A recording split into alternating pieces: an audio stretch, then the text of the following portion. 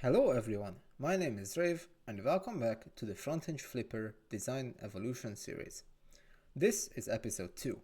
Today we are taking a look at the next version of the robot I showed off in the previous episode.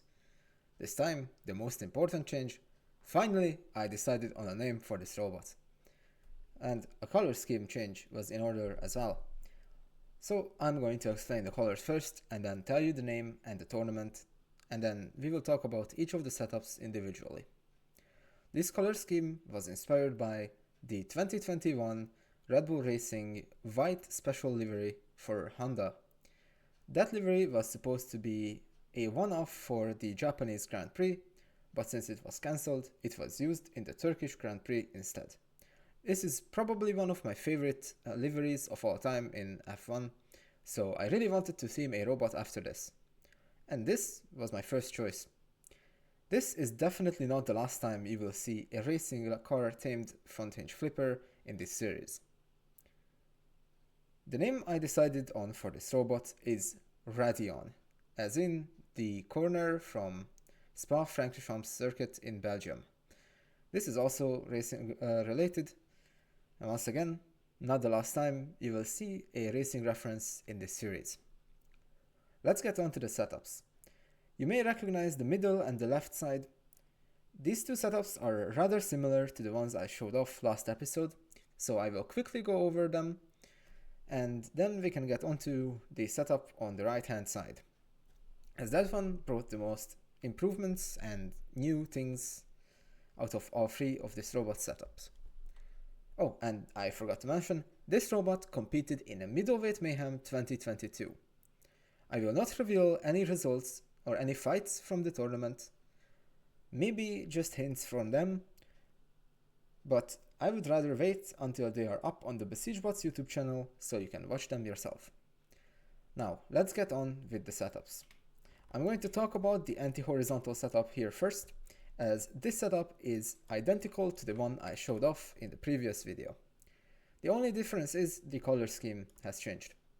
There's also something I forgot to mention in the previous video. As you can see, this setup has two logs at the front, and if we go back over to this setup, it has only one. This is this way, so my center connection is not just a double strong log.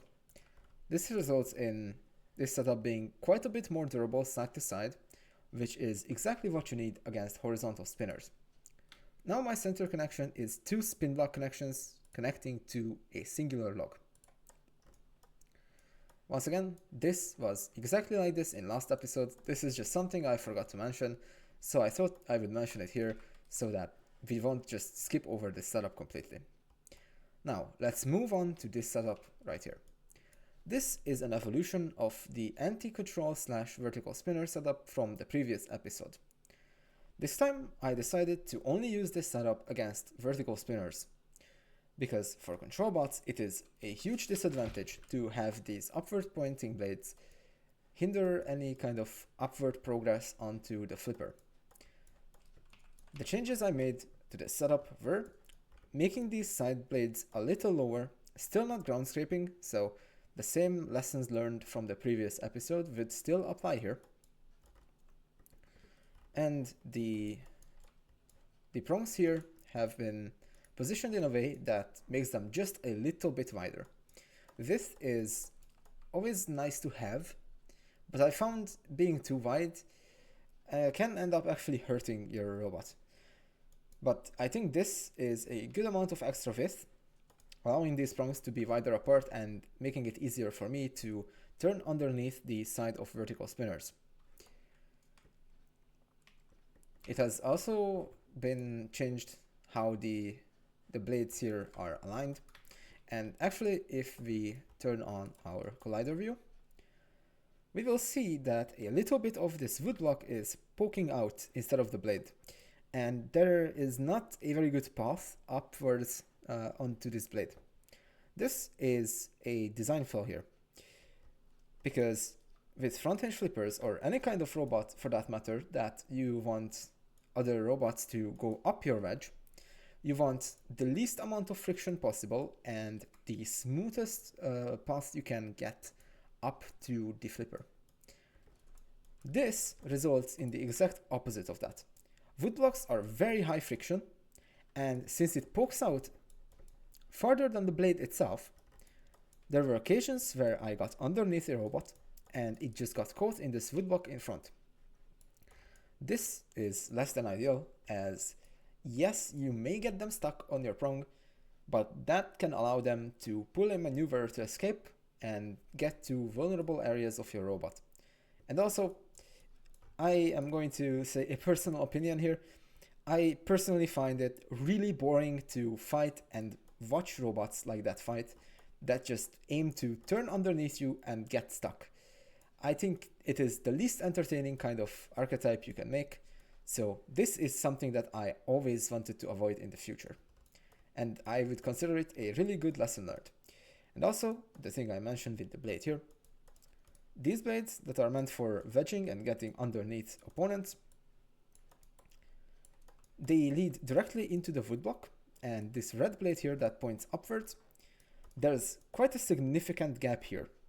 This can also result in other robots' blades getting caught between these two blades here, which would just result in a wedge lock and potentially require an unstick.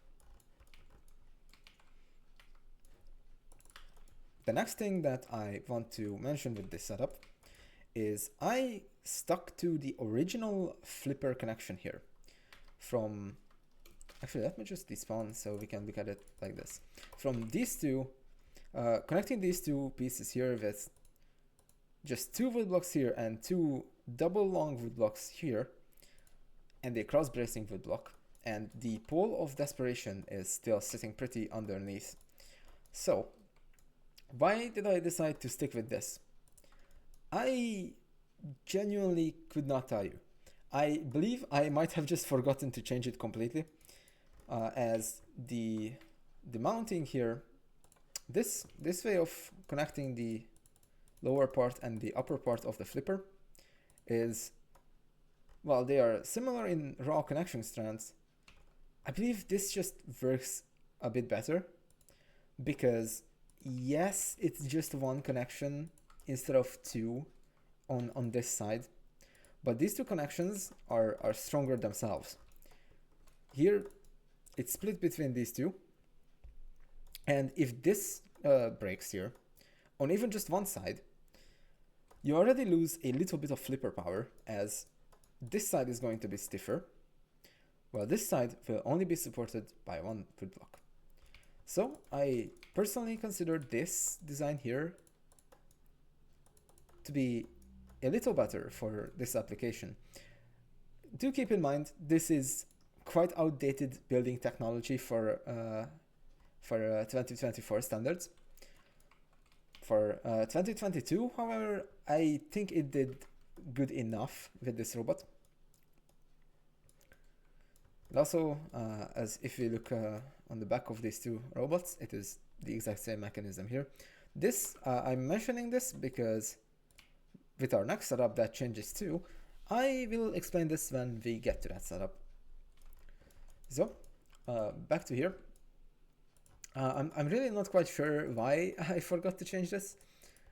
It kind of just happened, honestly. But I don't remember having to use this setup in the tournament anyways.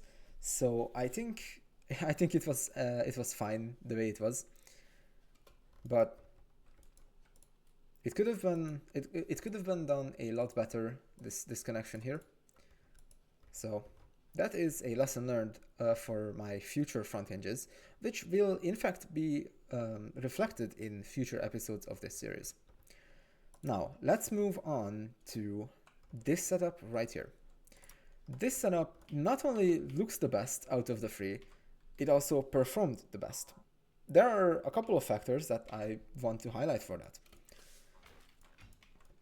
If we spawn in, we can observe that this setup is a lot less steep than the other two. This is because the entire bot is, well, the chassis itself isn't too much lower, but I managed to get the front of the bot a little bit lower to the ground, and that resulted in me not really needing to have such a steep wedge to fit everything together. And as you can see, there are no upward pointing blades here. What enabled this is the use of this very simple 3-block prong setup. Well, not really prong, I would call this a wedgelet more than a prong. It is really simple. It's a spin block connecting to the rest of our chassis here, and then 2 blades connecting to that spin block. This results in this wedgelet being able to spin freely like this. There's no power to the spin block at all. It is set to free spin. If you want to set your spin blocks to free spin in current day, you have to turn this option here off. The reason why they are turned on is because when this robot was built, this option did not exist in the game yet. It was added with a later update and retroactively applied to every single spin block. I think that is a rather dumb decision on the development side of things, but it is not too big of a deal as it is just one button to uncheck. So, as you can see, they rotate freely just like that. There is an upside and a downside for this. The upside is that if it gets hit like this by a vertical spinner, for example, they can absorb some of the energy by just spinning out of the way. The downside, however, can be sometimes they just get stuck in a wrong alignment or mid-spin against another control bot, and if your wedgelet is pointing like this, it makes it very, very easy for the other robot to get underneath you, as they could just hit the side of this blade and tip it over. It will fall right on top of their blades, and now they have a free angle on you, which you will have to back out of or somehow reverse it and get underneath them.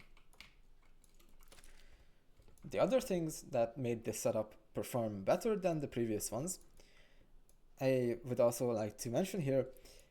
For this setup, I got quite a bit of help from the captain of Team Pilot Light. They are a very successful team. They have, at the time this robot was built, they have not won a tournament yet. Maybe that changes later, who knows. However, they helped me quite a lot with building this robot. So, from 2 years later, thanks for that. I appreciate it, and it did start a long line of front hinge flippers, all inspired by what we see right in front of us here.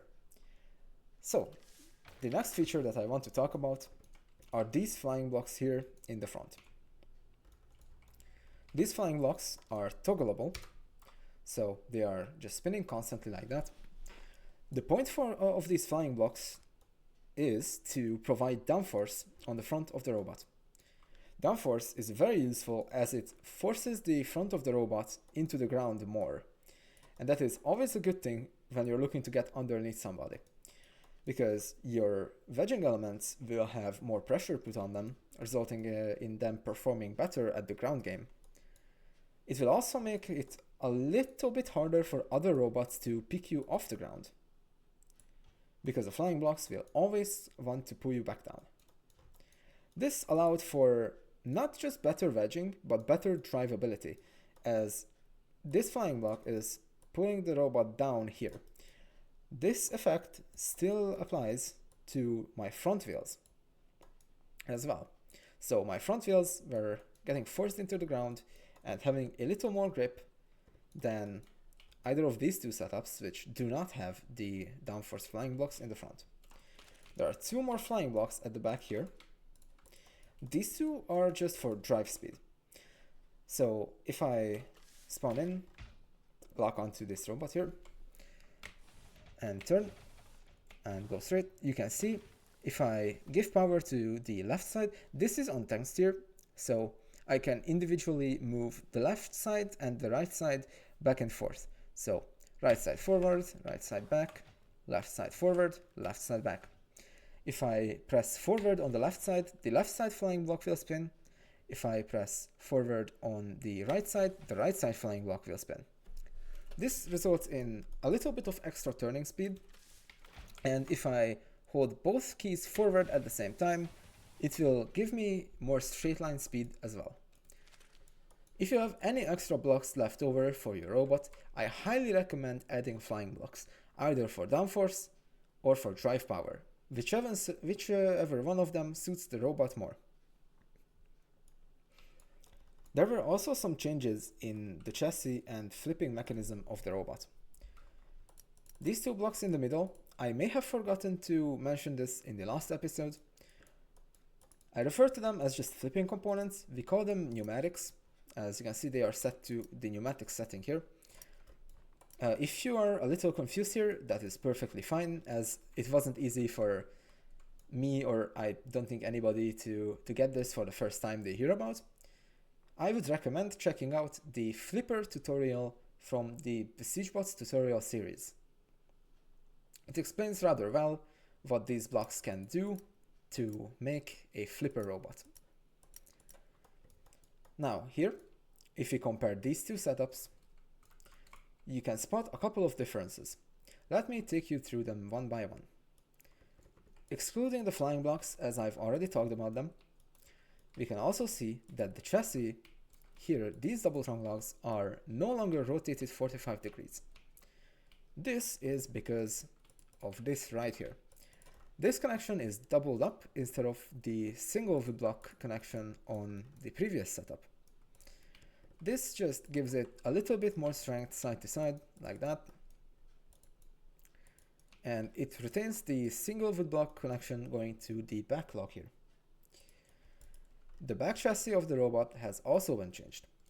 Instead of connecting these two logs together, these two logs now connect to the center spin blocks here. And these center spin blocks were not there before. This is a change that was proposed by the captain for Team Pilot Light to support the pneumatics on both sides. This makes them a little bit stronger and also less prone to flexing outwards when flipping. I decided to connect these two middle spin blocks here with 3 wood blocks. I believe this was also a recommendation from them, but I don't quite remember that. So my memory may be tricking me, but this provides a really solid center connection for this robot. It's very important because side to side strength is always good to have. So this is our total strength here. I could have put one more wood block here. However, if you think about it, there's only 3 wood blocks here. So if you have 4 here, these are likely to break before these do. And these 3 wood blocks are at the back, or well, rather the middle of the robot, but the back of the chassis. They are not going to be very easily hit. Connecting the flipper like this also results in not needing cross-bracing wood blocks between the two pneumatics, as I explained, they are supported from both sides. You may be able to see these 2 blades underneath everything. Blades are usually used for wedging. How am I going to wedge anything with these, you might think? Well, I don't. These blades are only here for skid pads. If I retract the flipper, you may see that these blades are very close to the ground. There are no intentions to wedge with these blades, but the intention here is that blades are very low friction, so they don't really have any weird behavior against the ground, they just glide over it. If I pull on the robot towards the ground, you may see it still has a little bit of give. So why put the skid pads there when the robot doesn't touch the ground anyways? Well, if another robot ends up right here on top of this large wheel, that's exactly where I want them to be, because that is the part of the robot where the flipper is the most powerful when I fire it. Their weight will be added to my robot's weight and push down on my bot onto the ground. I put these skid pads here to eliminate any risk of these 2 locks here at the back, or these wood blocks at the middle, hitting the ground when I am underneath an opponent. This worked really well as it never caused a problem. Um, it never caused a problem that these woodblocks touched the ground because, well, they just didn't. The skid pads worked perfectly.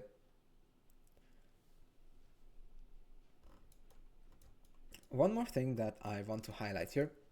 You may be able to observe, if I zoom out to see both of these setups here, you may be able to see that this setup right here, where I'm grabbing with the God tool, uses a medium powered cog, while this setup uses a small powered wheel, or medium wheel I believe it's called, but this one uses a cog, this one uses a wheel.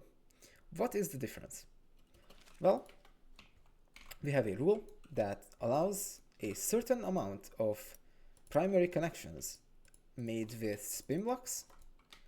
I am going to highlight all of them. Spin blocks or medium powered cogs. These amount of blocks here are exactly at that limit for the middleweight class. To compete in a Besiegebots tournament, your robot has to comply with the rule set, so I had to use these small, are they called small? No, they are just called power wheels.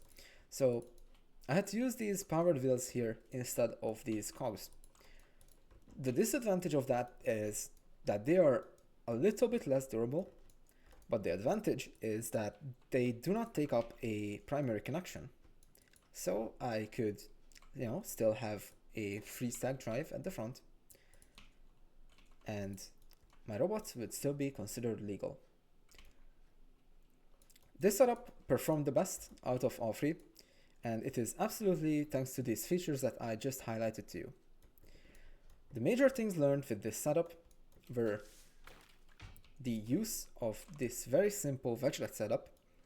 I do not believe I used this setup on any other future front hinge flippers, but I definitely have used this wedgelet piece on quite a few of my other robots.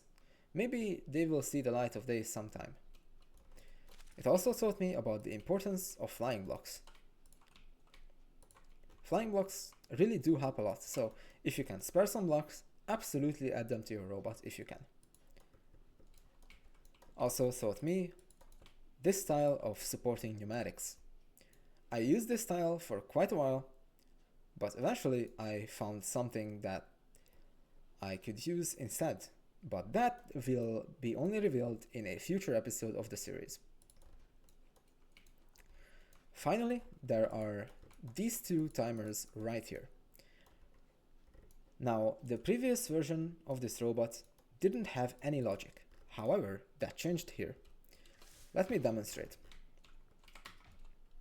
If I fire the flipper, there's a good chance that my robot will end up upside down. But it is a flipper, so it is capable of righting itself. But that is not as easy as it sounds, as you need to time your flipper exactly right to end up right side up.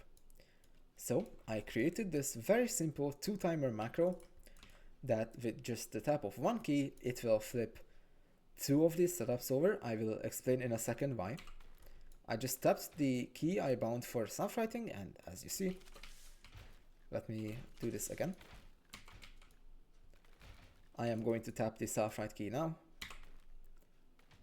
These 2 setups got sent back over on their wheels very, very quickly. With this setup, I also had a very similar system, in fact the exact same system as this. However, the values had to be different there because the flipper is built just a little different, or rather the geometry of the robot is just different enough to the point where the regular self-right macro would send it over right back on the wrong side. It is something that if you want to set up, you need to configure separately for all of your setups to be extra safe.